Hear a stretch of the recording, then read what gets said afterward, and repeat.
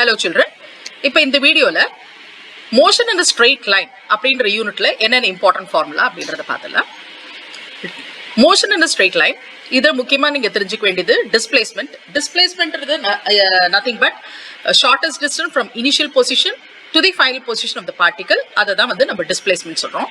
Suppose A ஓட coordinates வந்து x1 y1 z1 and B ஓட coordinates வந்து x2 y2 z2 னா அப்ப displacement AB is equal to x2 minus x1 into I vector plus y2 minus y1 into j vector plus z2 minus z1 into k vector. Speed வந்து உங்களுக்கு எல்லாருக்குமே தெரியும் scalar quantity that is equal to distance traveled by time taken. Uniform speed என்றது equal distances in equal intervals time.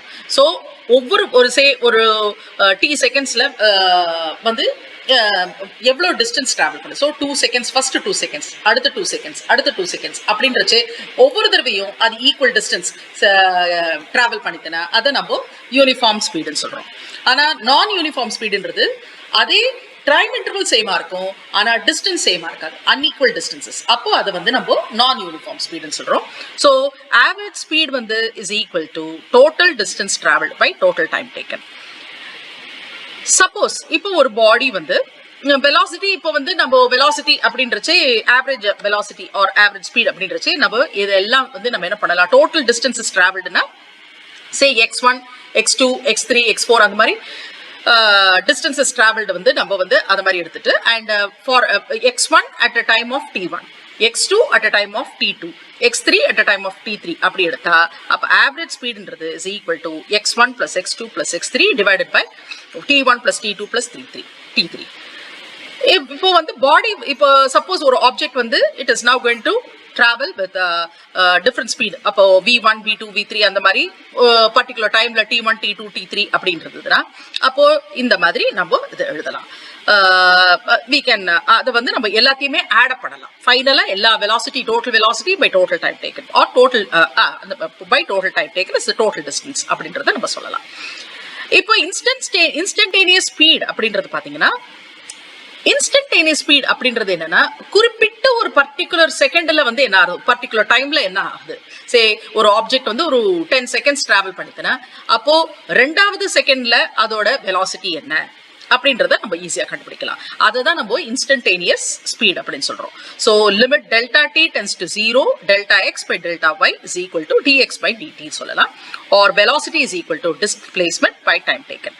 So இப்போ velocity is equal to எப்படி வந்து டிஸ்டன்ஸுக்கு வந்து ஸ்பீடுக்கு வந்து டிஸ்டன்ஸ் சொன்னமோ இப்போ வெலாசிட்டி, அதனால ஸ்பீடு வந்து ஒரு ஸ்கேலார் குவான்டிட்டி ஆனா வெலாசிட்டி வந்து வெக்டர் குவான்டிட்டின்றதுனால நம்ம டிஸ்பிளேஸ்மெண்ட் பை டைம் டேக்கன் எடுத்துக்கிறோம்.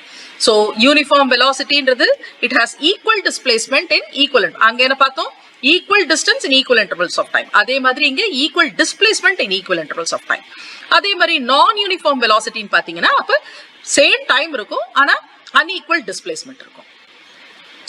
அடுத்தது so v வந்து நம்ம எப்படி எழுதலாம், v vector is equal to x2 minus x1 by t2 minus t1, rate of change of distance by rate of change of distance with respect to time taken அப்படின்றதுனால தான் x2 minus x1 by t2 minus t1 சொல்றோம். acceleration, அடுத்தது accelerationன்றது change in velocity by time taken. So velocity change, rate of change of velocity அப்படின்றது தான் நம்ம acceleration சொல்றோம். அப்போ அதோட ஃபார்முலா வந்து v2 minus v1 by t2 minus t1 or a vector is equal to delta v by delta t ன்னு வந்துரும். அடுத்தது மூணு equation of motion. v is equal to u plus at, s is equal to ut plus half at squared, v squared is equal to u squared plus 2as. So இதுல vன்றது final velocity, uன்றது initial velocity, ஏன்றது acceleration, tன்றது time taken, sன்றது distance. So இத base பண்ணி தான் நம்ம இந்த மூணு equations of மோஷனை தெரிஞ்சுக்கணும். nth அப்படின்னா nth டிஸ்டன்ஸ்ல என்ன இருக்கு, sn அப்படின்னாக்க nth டிஸ்டன்ஸ் அப்படின்னா அந்த அதுக்கு வந்து ஃபார்முலா வந்து மாறும். is equal to sn is equal to u plus a by 2 2n minus 1. nன்றது எத்தனாவது அந்த டிஸ்டன்ஸ் குறிப்பிட்ட அந்த nth செகண்ட்ல டிஸ்டன்ஸ் டிராவல்ட் இன் nth செகண்ட் அந்த அந்த பர்టిక్యులர் இன்ஸ்டன்டேனியஸ் நான் சொன்னேன் இல்லையா, அதே இது வந்து இதில் அப்ளை பண்ணா sn is equal to u plus a by 2 into 2n minus 1. nன்றது இங்க nth செகண்ட். ஓகேவா? அடுத்தது மோஷன் அண்டர் கிராவிட்டி. இப்போ இது வந்து நார்மலா ஒரு பிளேன்ல ஒரு ஸ்ட்ரெயிட் லைன்ல டிராவல் ஆகிறச்சு நம்ம இந்த ஈக்குவேஷன்ஸ் ஆஃப் மோஷன் போடுறோம். சப்போஸ் இதை யூஸ் பண்ணிக்கலாம்.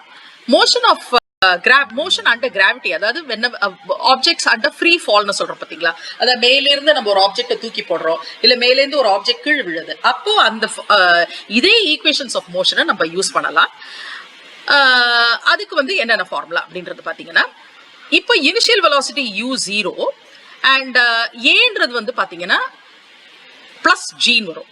ஜின்றது ஆக்சலரேஷன் டியூ டு கிராவிட்டி. அப்போ இந்த ஃபார்முலால பாத்தீங்கன்னா எல்லாத்துலயுமே யூக்கு பதிலா சப்ஸ்டிட் பண்ணி எல்லா வேல்யூஸும் சப்ஸ்டிட் யூக்கு பதிலா 0 சப்ஸ்டிட் பண்ணுங்க, ஏக்கு பதிலா ஜி சப்ஸ்டிட் பண்ணுங்க. அப்ப என்ன வருது? v is equal to gt வந்துருது ஃபர்ஸ்ட் ஃபார்முலால.